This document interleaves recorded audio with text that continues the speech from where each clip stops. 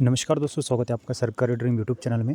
आज की इस वीडियो में मैं आपको एक सवाल का जवाब देने वाला हूं और ये बहुत ही कम शब्दों में मैं आपको आसानी से समझा दूंगा कि नॉर्मलाइजेशन क्या होता है। तो नॉर्मलाइजेशन में जो है कुछ बच्चों के नंबर्स बढ़ जाते हैं या किसी के कम भी हो जाते हैं। तो ये कैसे होता है और नॉर्मलाइजेशन कैसे काम करता है, मैं कंप्लीट जानकारी आपको इस वीडियो में देने वाला हूँ। चाहे रेलवे के एग्ज़ाम हो, एसएससी के सीजीएल हो, एसएससी जीडी हो या सीएचएसएल हो, कोई भी एसएससी के एग्ज़ाम हो, उसमें नॉर्मलाइजेशन प्रक्रिया कराई जाती है।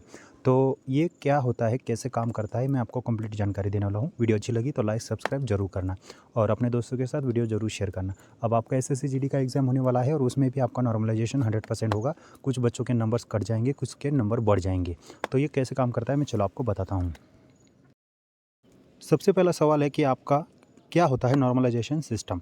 तो उसका जवाब है, नॉर्मलाइजेशन सिस्टम से पेपर कितना भी कठिन था, इसका स्तर तय किया जाता है और एक अंक निर्धारित किए जाते हैं। मान लीजिए परीक्षा के पहले ही दिन पेपर कठिन था, तो अनुमान लगाया गया कि पेपर में यदि कोई 70 नंबर भी ले गया तो उसे 100 नंबर मान लिया जाएगा। जबकि दूसरे दिन पेपर बहुत सरल था तो उसका उल्टा कर दिया जाएगा और 100 नंबर लाने वाले को 70 नंबर मान लिया जाएगा। इस प्रक्रिया में औसत एवरेज निकाला जाता है और जिस सिस्टम में सबसे ज़्यादा अंक प्राप्त किए गए हैं उसके हिसाब से कम अंकों वाली शिफ्टों में अंक जोड़कर बराबरी पर लाया जाता है। ठीक है, ये हो गया आपका पहला क्वेश्चन। दूसरा क्वेश्चन, नॉर्मलाइजेशन की ज़रूरत क्यों पड़ती है। तो उसका जवाब है, आमतौर पर एसएससी की ज़्यादातर परीक्षाएं ऑनलाइन होती है। ऐसे में परीक्षाएं कई दिनों तक और अलग अलग शिफ्टों में आयोजित की जाती है। इस कारण छात्र अलग अलग शिफ्ट में होने वाले पेपर को लेकर आसान और कठिन पेपर की शिकायत करते हैं। इसे ध्यान में रखते हुए नॉर्मलाइजेशन की प्रक्रिया कराई जाती है। ठीक है दोस्तों, अब आपका नेक्स्ट क्वेश्चन, कैसे समझे आप नॉर्मलाइजेशन क्या होता है। तो मान लीजिए शिफ्ट 1 में 5 अभ्यर्थियों ने 60, 50, 45, 65 और 55 अंक प्राप्त करते हैं। शिफ्ट 2 में 5 अभ्यर्थी 100, 80, 70, 90 और 85 अंक प्राप्त करते हैं। शिफ्ट 3 में 5 अभ्यर्थी 90, 95, 60, 75, 80 ऐसे अंक प्राप्त करते हैं।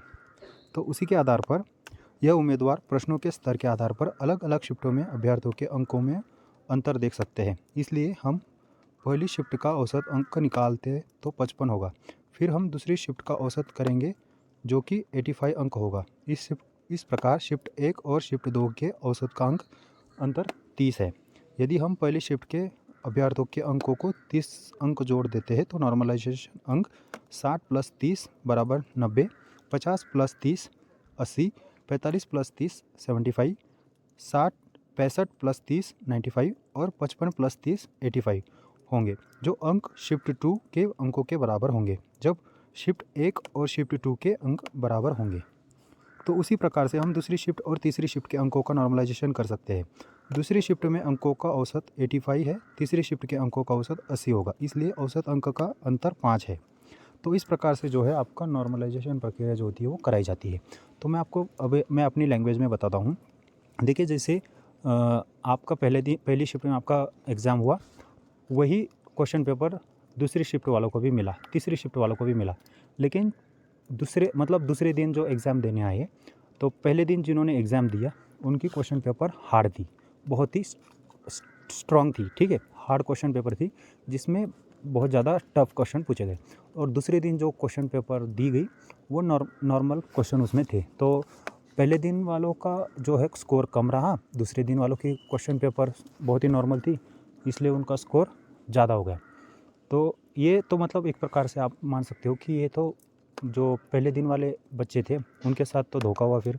ठीक है ना, क्योंकि उनके क्वेश्चन पेपर हार्ड थी और दूसरे दिन जिनका एग्ज़ाम हुआ उनकी क्वेश्चन पेपर नॉर्मल थी। तो ऐसा ना होए इसलिए जो है नॉर्मलाइजेशन प्रक्रिया कराई जाती है। ठीक है, तो इसमें जो बंदे नॉर्मल प्रश्नों को भी हल नहीं कर पाते और उनका स्कोर कम आता है, तो उनके नॉर्मलाइजेशन प्रक्रिया जोड़ने के बाद नंबर कम हो जाते हैं। और जिनकी क्वेश्चन पेपर हार्ड मानी जाती है और उन्होंने ठीक ठाक क्वेश्चन सॉल्व किए हैं, तो उनको नॉर्मलाइजेशन प्रक्रिया में उनके स्कोर बढ़ जाते हैं। तो इस प्रकार से नॉर्मलाइजेशन प्रक्रिया की जाती है। तो आज की इस वीडियो में मैंने आपको नॉर्मलाइजेशन प्रक्रिया बता दी। जय हिंद, जय भारत।